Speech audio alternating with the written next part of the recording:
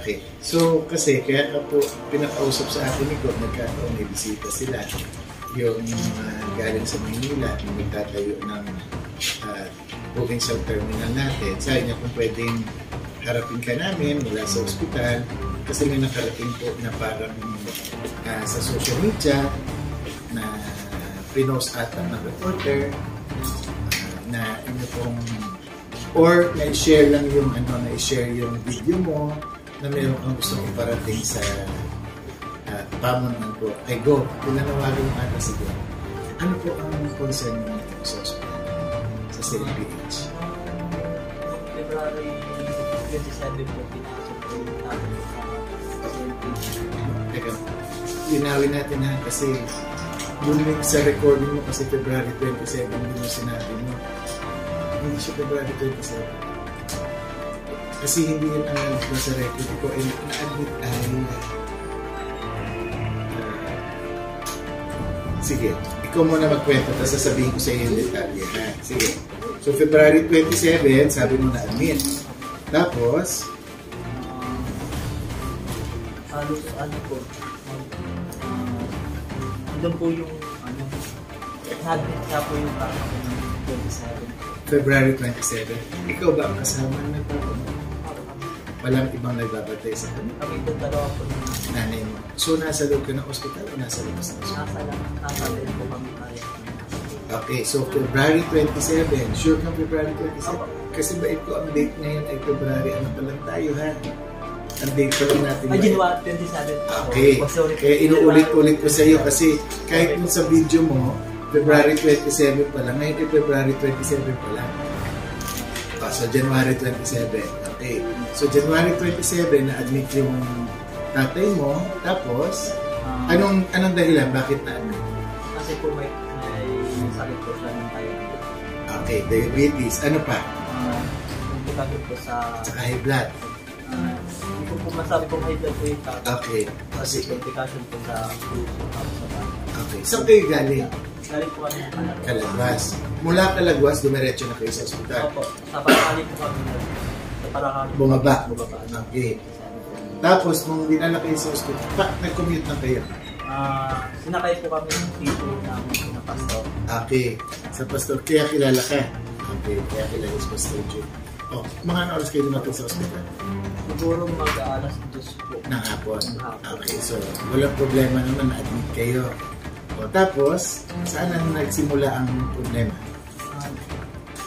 Nung time po na nandun na po, natin po yung papa ko. Nandun po yung bagang, nandun po yung masikasa naman po ng diabetes sa amin. So, ER, walang problema? Okay. Nandun naman po yung pag-asikasa ng sa aking papa po na si Renato Roldan po. Okay. Kaso tumagal na po nun, pagkatagal po nun yung papa, palabas na po kami, parang doon na po nag-apalintiyado po na wala po sa amin nag-guide.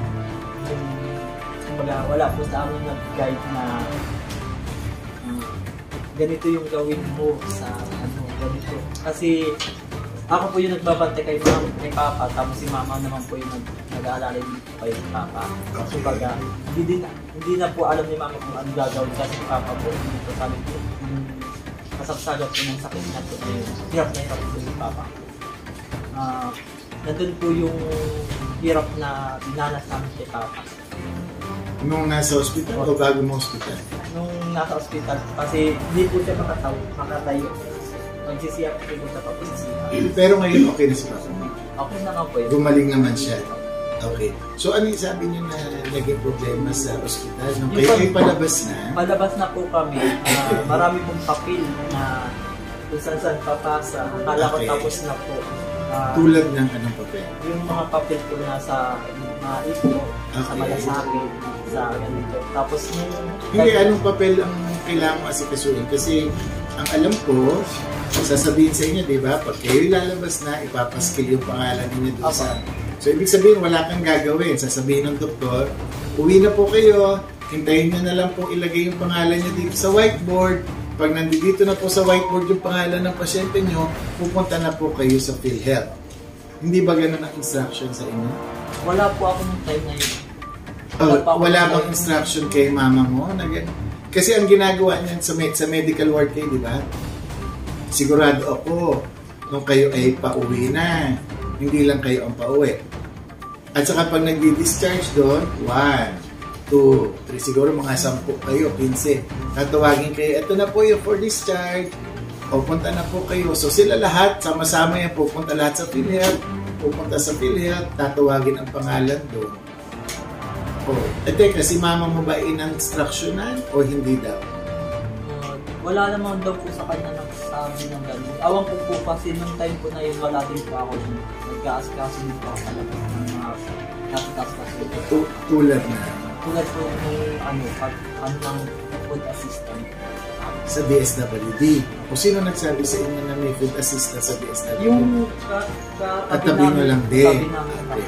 So may nag-instruction sa inyo na nagsabi sa inyo, pwede kayo kumuha ng food assistant. Pero sa loob ng ospital din yun. So, doon din kayo pumunta sa DSWD. Okay. Sige. Actually, hindi naman talaga. Yun ay programa ng national government. Hindi naman siya binubuhat ka sa lahat. Kasi kung sino ang nangangailangan, talagang nagtatanong kung sino ang nangangailangan. O, di okay na. At saan parte siya nahirapan?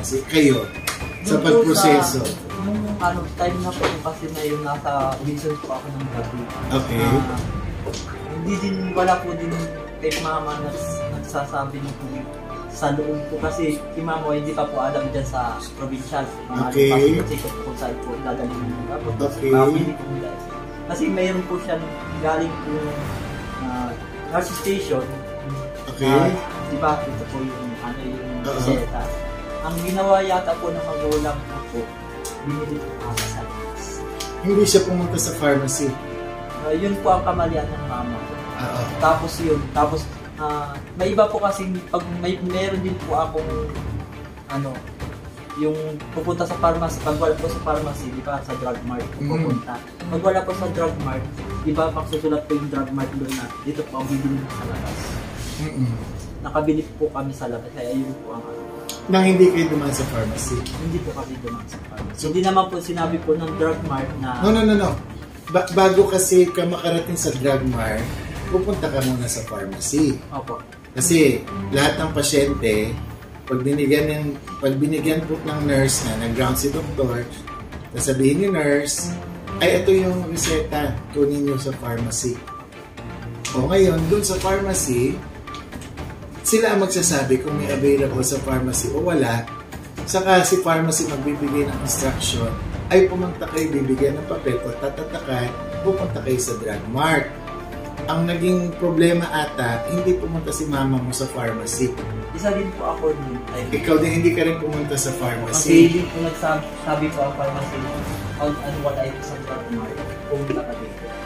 Hindi. Sa pharmacy kasi una pupunta eh. Opo, nung una po, time po kasi, di ba, bababa po yung gamot galing po sa nurse station. Okay. Dadalhin po po dun sa pharmacy. Tama. Sino nagsabi sa inyo sa pharmacy nyo kukunin yung gamot? Yung nurse station. So, sinabihan ka ng nurse? Minsan po, sinabihan po. Iba mo tapos sinakap. Kaya nga, so yung mga nurses, sinasabi sa inyo na ito reseta, kukunin nyo sa pharmacy. Tama? Okay, so hindi naman, wala namang pagkakataon na hindi kayo sinasabihan ng nurse na, bilhin nyo sa butika. Ang ano lang po dun sir, kasi yung time po na yun, nakakabili po kami sa labas. Tapos pag, halimbawa, galing na po sa pharmacy po, galing na po sa pharmacy, nasabi sila, sa ano na po yung drug mart. Yung drug mart po, naubusan po ng stock. Sa labas po kami dito. Hindi. Kailan kayo bumili? Dumaan na kayo sa pharmacy sa drug mart? O bumili kayo nang hindi kayo dumaan sa pharmacy? Nagdad po kami sa pharmacy. Kasi doon po dito kasi sa aming record, yung inyong binili, may available sa pharmacy. Yun na po ang inaano namin. Tapos doon sa inyong reseta, pina-check namin, may check doon, dapat nabigyan kayo ng pharmacy. Ibig sabihin po, may check, available sa pharmacy. So, ang inaalam namin, bakit kayo bibili, meron naman sa pharmacy na available.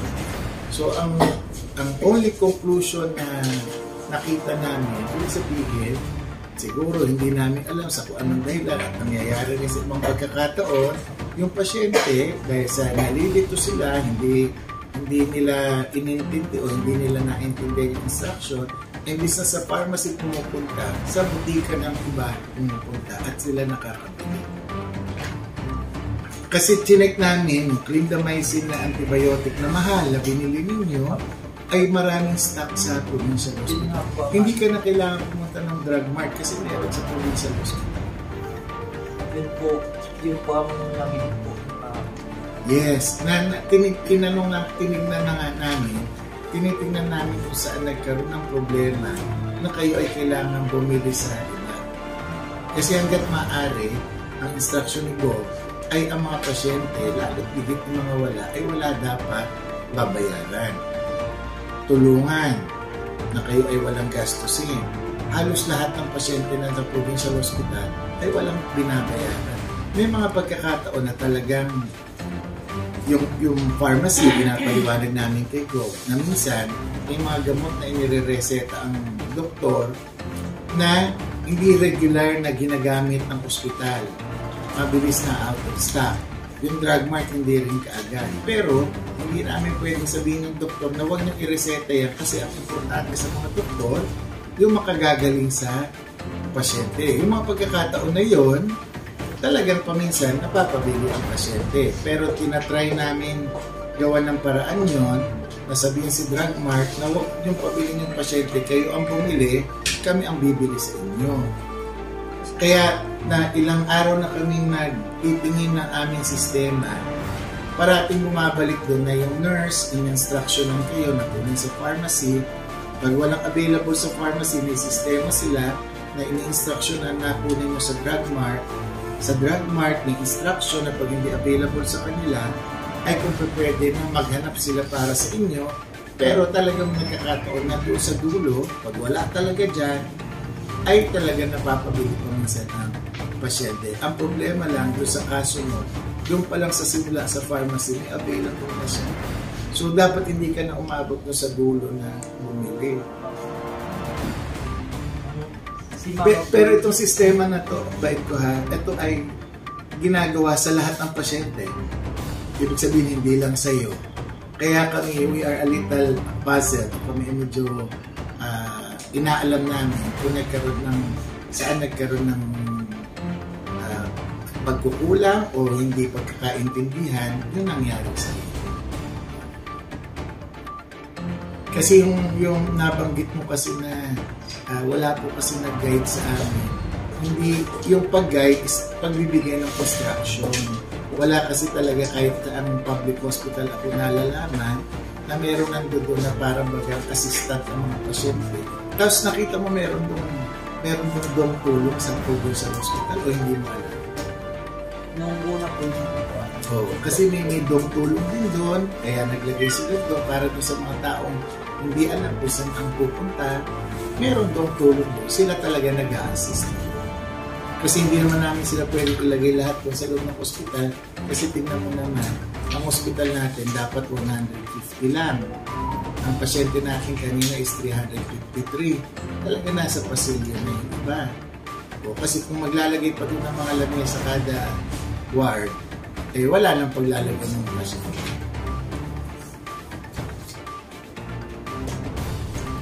So inaano namin, sabi ko sa kaya nagkaroon ng kakulangan doon sa pagbigay ng instruction sa inyo. Naintindihan natin, siyempre may sakit si papa mo, nag-aalala kayo, baka kahit nabibigyan ng tamang instruction, hindi natin kaagad na naiintindihan ng lubusan. Kailangan namin sabihin sa nurse na alalahin yung kanya. Kaya nga, instruction na namin ngayon, hindi na namin tinuturo sa drug mart, hindi na natin, pharmacy na, ang turo lang dapat ng nurse ay sa pharmacy ng hospital po. Para ganun ang instruction na step by step. Hindi ka agad doon sa labas ka agad ng pasyente. Sad to say, hindi lang naman ito yun. May isa, dalawang, tatlo, every now and then na nangyari ganun. Sa kagustuhan nila, imbis na sa pharmacy, tumatakbo sa labas, akala nila walang available. Pero ang totoo, may available. Kasi na, ikaw, ayun, tingnan mo. January 27, may clindamycin ka. O, ito, sa sunod dito, meron na naman. January 30, may clindamycin. O, February 1, clindamycin. Parati naman kayo nakakakuha ng clindamycin. Ang tanong namin, bakit kayo bumili ng clindamycin? Halos every other day, may clindamycin naman kayong binibigay ng hospital. Hanggang na January ay February 12, may clindamycin pa kayo. Andito yung detail niyo na mga binigay sa inyo ng hospital.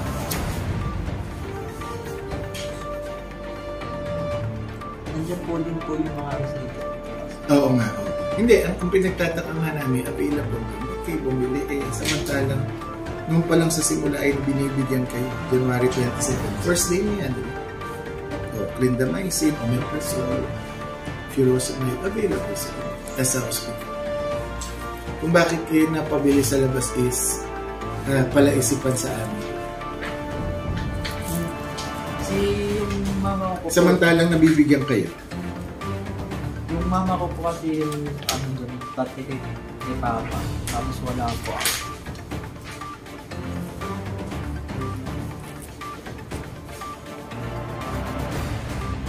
Ayan. Una, dalawa. Tapos malawang bigay sa inyo, apat ulit. Kaya pinaprint ko yung detailed na nakuha ninyo sa hospital para maintindihan namin kung talaga. Kasi kung hindi ka nakakuha dito, ibig sabihin tama na bumili kayo. Pinakakuha naman kayo. Ang tanong namin, bakit kayo pinabili? Meron namang nakukuha sa hospital. Doon sa pharmacy, may dispense doon sa pharmacy. Minsan po kasi yung pharmacy ko hindi ko maintindihan. Kung mayroon ako nakukuha ko ng gamot, hindi po kumbaga, parang may din po yung pharmacy. Minsan napapatik nila na iligis. Di ba? Sa may part dito po. Sa may part dito. Yung number, minsan ini-exit. Yes. Hindi mo alam kung check o exit. Pero di ba ang gagawin nila, binibigyan nila ng papel na kung tinatatakan nila ng for drug mart. Meron sila kasi, di ba, pagka kukuha ka sa drug mart, meron silang papel na kahapon nga nag-meeting kami, pinagbabawalan namin silang itapon yung resetang galing sa ward. Kasi pinapapalitan nila yun ng for drug mart na kasulat. Ipapadala sa drug mart. Yun ang dala-dala nyo sa butikang kapartner natin.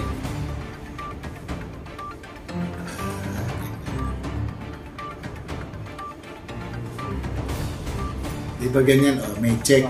Diba? Ganyan ang ginagawa nila, diba?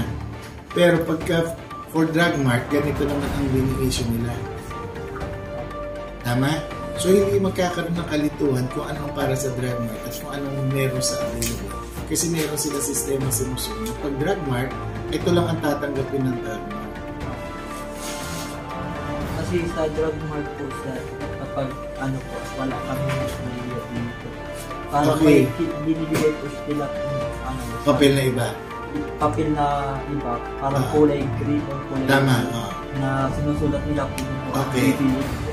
Hindi sabihin, sasabihin nila, hindi yan available sa kanila. Tapos bibili po kami doon sa mga. Pero ang tanong natin, okay yun kung wala talaga. Kaso nga yung sa pinag-uusapan natin, mahal na binili ninyo, meron nga sa ospital.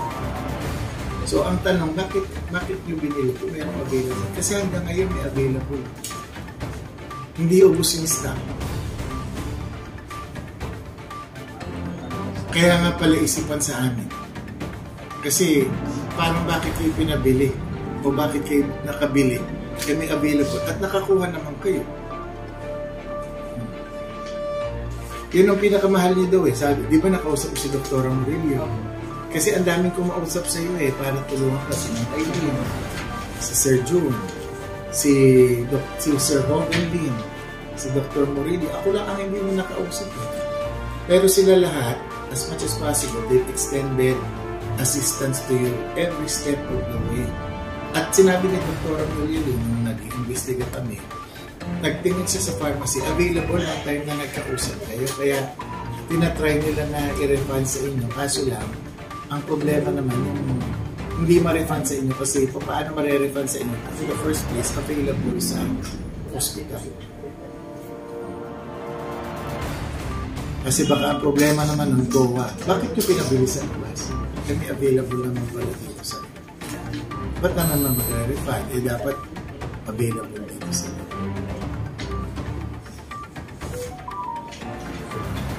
So yun, pero we will take note of your concern about yung concern ng pag-assist or pag-ano. Kaya ang sabi ni Go, maglagay na niya ng karatula doon para basahin ng mga pasyente na pag ninireset ang binigay para makakuha ng libreng gamot sa punta lang sa parmasiya ng Provincial Hospital.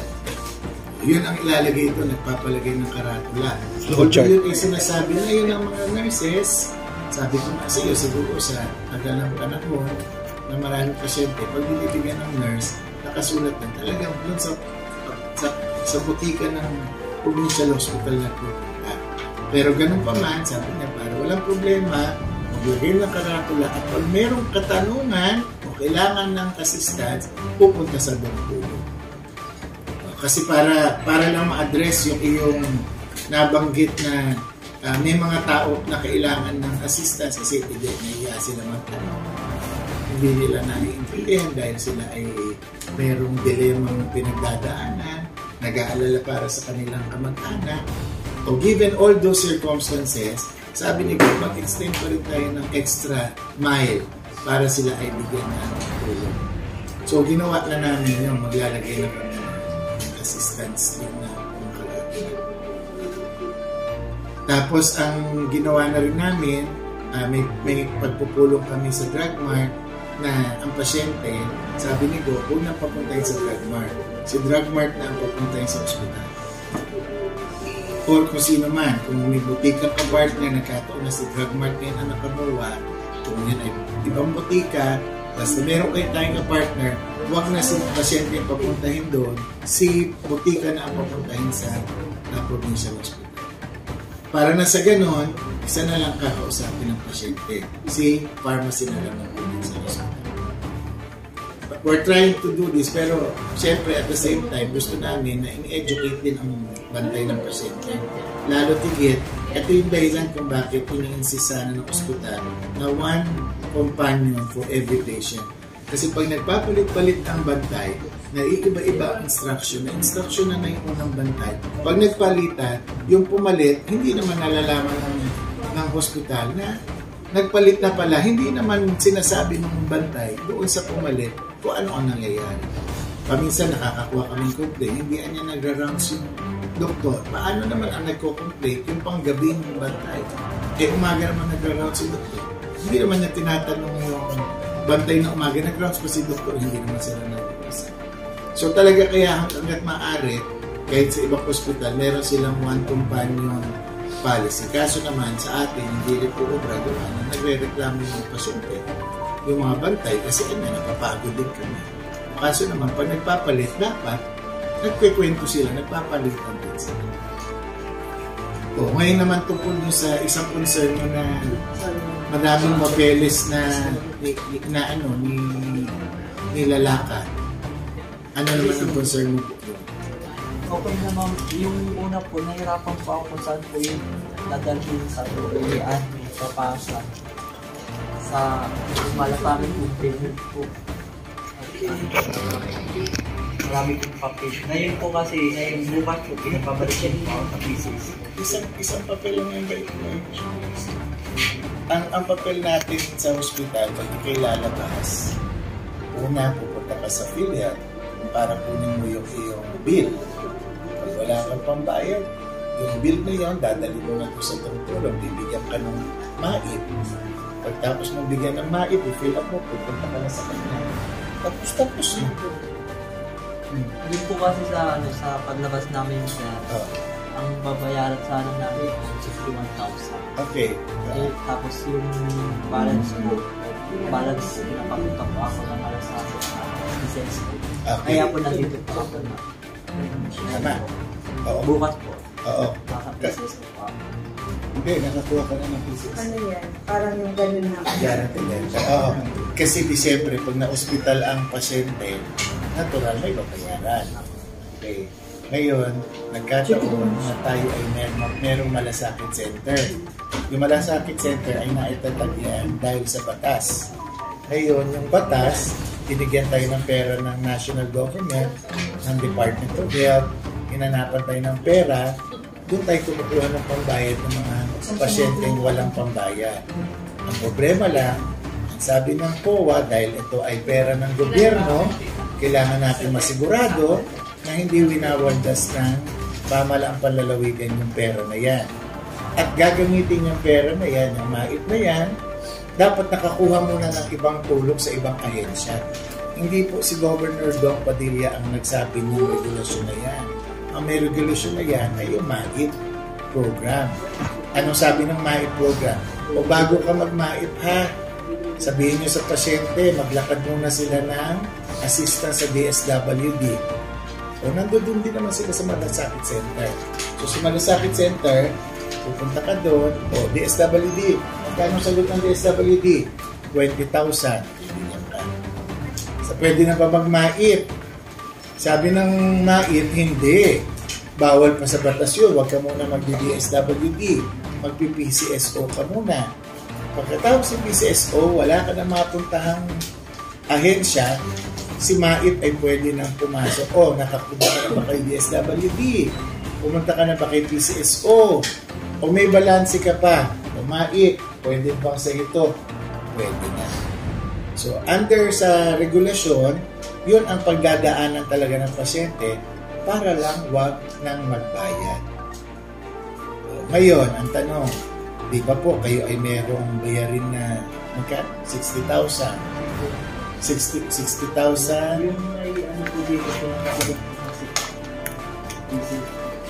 Hindi, ito. May dala-dala ko naman.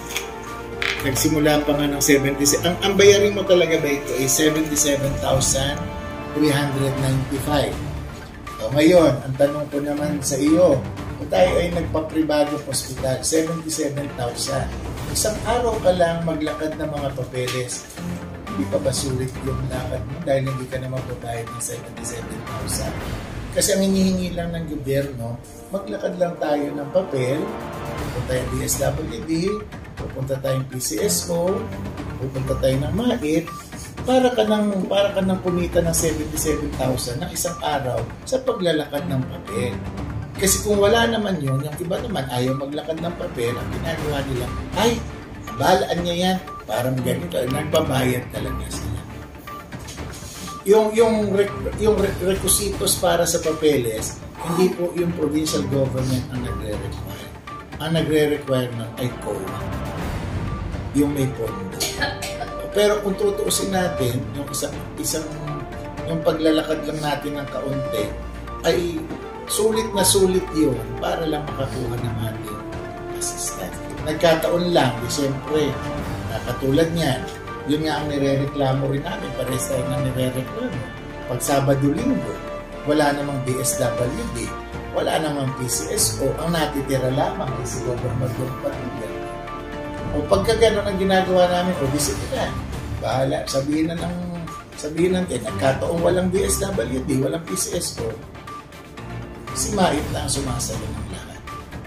Pero kung may pasok naman, Lunes hanggang Biyernes, at pwede magproseso ng DSWD at PCSO, wala tayong sa Bicol, walang mabilis. Wala tayong magagawa. Talaga magagawa. Pero hindi rin mabilis. Alam mo, yung ibang tao na pagpunta ng umaga kasi ina-assist din naman may malasakit ko. Talagang kailangan lang natin ng kaunting tiyaga at saka pagpunta. Sige, siguro hindi naman na masama yun para makatulong din tayo sa ospital. Kasi kung hindi naman natin gagawin mo, walang pondo magagamit ang ospital para ipanggamot sa iba rin pasyente. O ngayon, sabi mo kasi meron ka pang bayarin. Tama yung balance po. Oo. Balance. Yung GL na lang ata ang kukunin mo. Kasi meron ka ng ganito, GL na lang ang kukunin. Yan. Bibigyan na siyang guarantee letter po kasi binigyan na Bakit sasabihin na ba?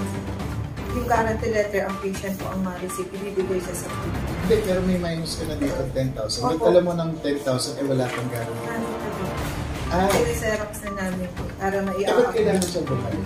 Yung guarantee letter, sila po ang ma-receive talaga sa PCSO. Hindi, bakit during the day na bago sila mag-discharge? Really, schedule po yan yung PCSO. Kay PCSO na. PCSO ang may concern na. So, dapat, ang pinanawagan mo doon sa iyong video, ay PCSO sana ang pinanawagan mo na sana pagpunta namin doon, i-issue ka agad. Diba? Kasi ang pinanawagan mo naman si Bob, wala mang kapangyarihan si Bob sa PCSO. Ano naman siya din na hindi siya ang namumuno doon. Actually, once na nag-issue na ng ganyan si PCSO, wala ka nang babayaran. May binayaran ba kayo sa provincial hospital? Para lang for clarification, may binayaran ba kayo? Wala na. Kailangan lang natin mag-process. Kasi ang gagawin namin, yung binigay sa inyong 10,000, imbis na kayo ang magbabayad, sisinungan namin sa PCSO. So magkakaroon ng pondo ang ospital, magkakaroon ng panggastos para sa ibang isa. Kasi kung hindi gagawin nyo ng provincial hospital, wala silang pagkukunan ng pondo. Lalong problema, kulang ang gamot.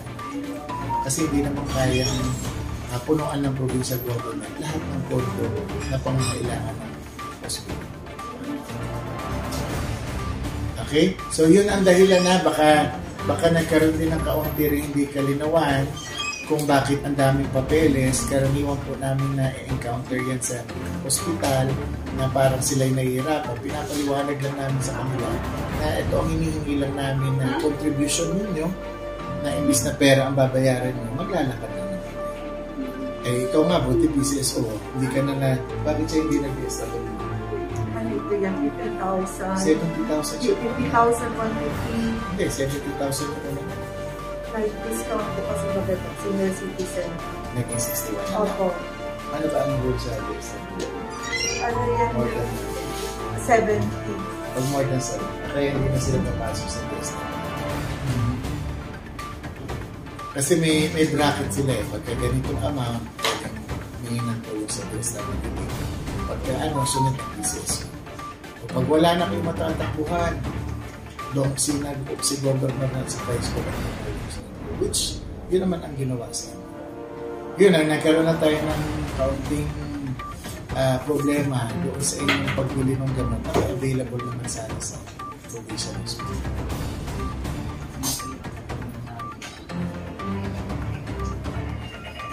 Okay? Meron pa bang gusto ko rin sa kasi nung napanood namin yung video, hindi pa naman pala naipapos. So napanood naman namin, kasi siyempre yung mga nasa ospital, nalungkot din kasi full support daw sila sa iyo, kilala ka nga nila eh. Ang dami mong nakausap doon, every step of the way, in-assist ka naman nila. So, ako naman kasi yung moment, walang nagtulog sa'yo o hindi sa mga kapitbahay mo na mga pasyente. Una-una, hindi naman masama magtulungan yung mga pasyente. Diba? Kasi ganun talaga pag nandun ka, nagchichismisa ka, ano sakit mo? Sila rin ang nagchichismisa, available doon na pwede sa assistance. Pero kung kailangan talaga ng tulong, talaga meron din help desk doon nasa doon. Ay naanayin na lang din natin kung strategic ba yung doong tulong na nandun sa PhilHealth. Hindi maglalagay din tayo ng doong tulong probably dito sa may pharmacy, dito sa DXC. Kasi doon naman ang issue namin. Titingnan namin. Kaso for every improvement na ganyan, ang parati natin pinoconsider. Sabi magdadagdag na naman tayo ng tao. E di 24/7 na naman yun. O di ang iisipin naman namin na kung 3 tao yun, magsasweldo ulit. Eh, ang sunod na tanong doon, hindi ba yung pansweldo doon?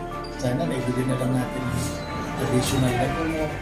So yung mga ganun, that's the problem that we always face in management, where we put our resources. Kasi hindi naman bottomless yung resource pwede ng hospital. So yun ba yun? O karatula na lang tayo, pag nabigay na kayo ng instruction, hopefully that is enough. O, kaya nagpupush nga si Go, hopefully ma-approve yun. Ang gagawin na nga namin, sa susunod ito ang gagawin namin, may delivery system na, nakatubo na. Hindi na maglalakad yung pasyente, we call that pneumatic tube. Hopefully this year magkakaroon tayo. Para yung pasyente, ang kausap na lang, hindi na si pharmacist. Si nurse na lang. Ibig sabihin si nurse, pagdating ni nurse, mag-order si doktor, magre-request sa pharmacy, papadala yung gamot. Yung hindi available, magpadala na si pharmacy sa nurse, sasabihan na ni nurse na hindi available. Doon yun na pupunin sa ganito.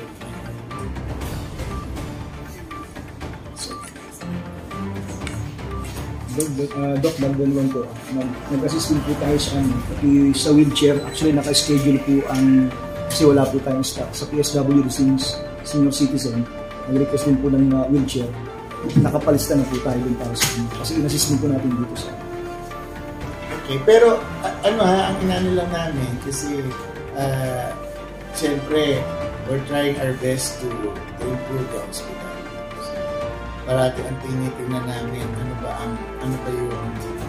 yung pinupunto ng pasyente, ano ba ang gusto nila mangyari, meron ba tayong pwedeng gawing improvement based sa inyong, kasi ang gusto namin na improve patient experience. Pag sinabing patient experience, hindi lang kayo masaya, kundi talaga naging maligaya kayo sa pagpunta sa ospital. Pero that takes time and resources. So kahit sabi namin nandun na lahat ng akala namin support para sa inyo, mukhang kulang pa rin.